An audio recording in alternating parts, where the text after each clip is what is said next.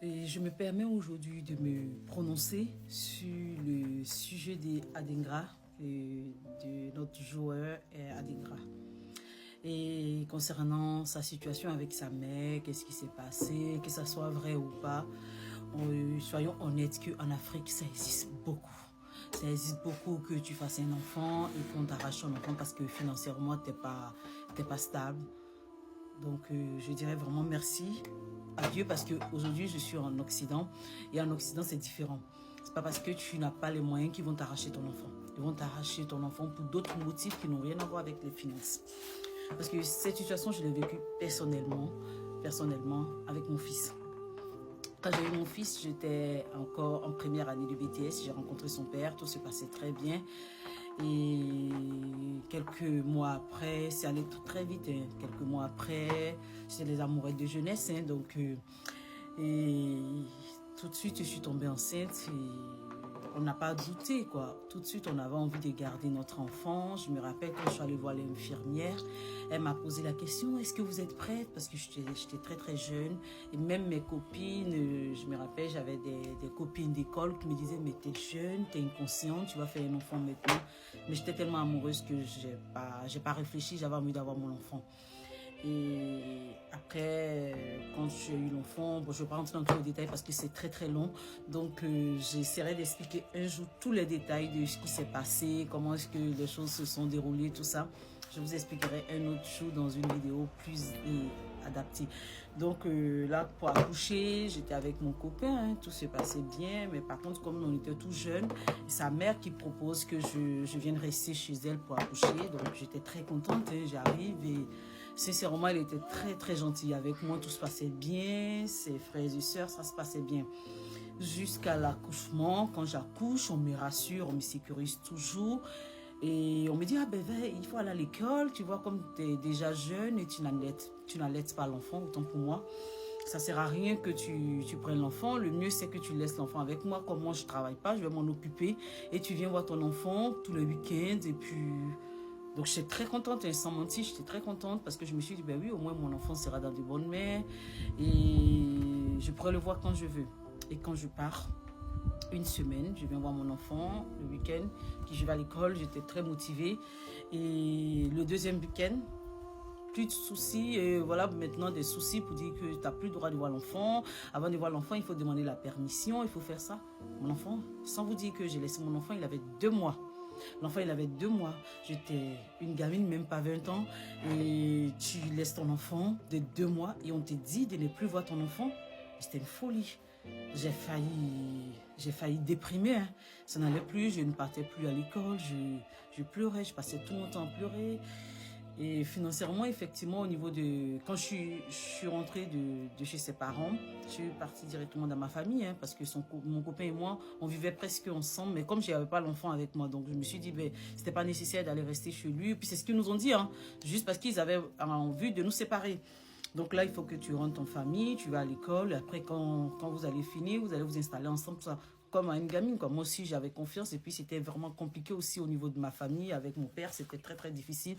Donc, j'étais contente de tout ça, quoi. Donc, je retourne en famille, et j'ai vu que mon copain et moi, ça n'allait plus.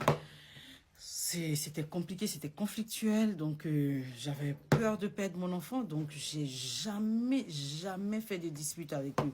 Je me suis jamais disputée, je me suis toujours abaissée, j'ai toujours attrapé mon cœur. Maïko m'empêchait de voir l'enfant, je laissais à ce qu'il me donne l'autorisation d'aller voir l'enfant et j'ai jamais coupé les ponts avec mon enfant. Je peux dire que c'est ce qui a été ma chance parce que devant Dieu et devant la terre, j'ai jamais coupé les ponts avec mon enfant. Je suis toujours allée voir mon enfant. On me recevait très très mal. Et même des fois, j'arrivais, on me laissait même pas toucher mon enfant. Mon propre enfant, je n'avais pas le droit de le toucher. J'étais assise, je regardais mon enfant et après, je retournais chez moi. J'ai fait ça, j'ai fait ça, j'ai fait ça. Mon enfant, il avait l'âge d'aller à l'école, il avait commencé à parler, tout ça. Il allait très très jeune à l'école. À 2 ans déjà, il avait commencé la maternelle.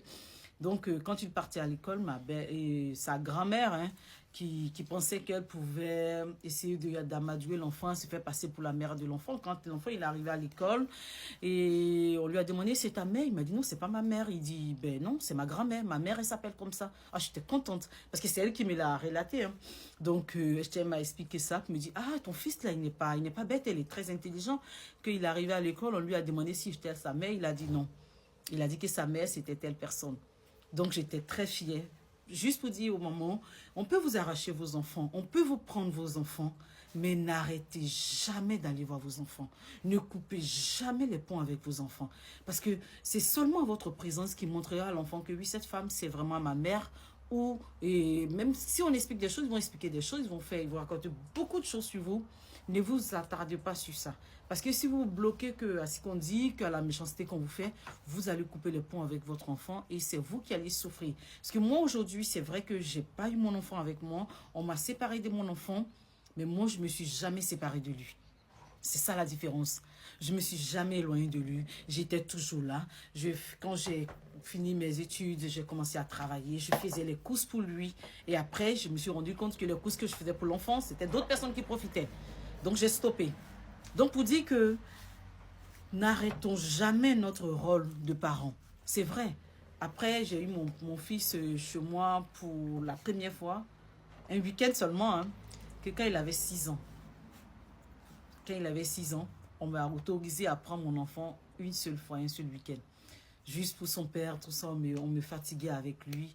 Et le karma a fait son travail. Le karma a fait beaucoup de choses que je vous expliquerai très très bientôt.